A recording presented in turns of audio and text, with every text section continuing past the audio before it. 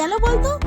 ওই দেখ তাকিয়ে, ওখানে ওরা মাছ ধরছে। আজকে আয়, তারপর তোদের মাঝে দেখাচ্ছি। সেটা আমরা খুঁজেই পাচ্ছি না। এই দেখ কত বড় বড় মাছ। মাম্মা দেখো, আমরা এই মাছগুলো ধরে এনেছি, এগুলো ভাজা করে দেবে, খুব টেস্টি। হ্যাঁ, এই মাছটা তো তোদের আমি তেলে ভালো করে ভাজা করে দেবো, কিন্তু তোরা তো এটা চুরি করে নিয়ে এসেছিস।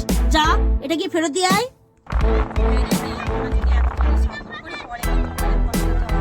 হ্যাঁ, তুই ঠিক বলেছিস। আর যদি এই চুরিকে আমরা সাপোর্ট করি, তাহলে অন্যদিন আরো বড় চুরি করতে সাহস পেয়ে যাবে।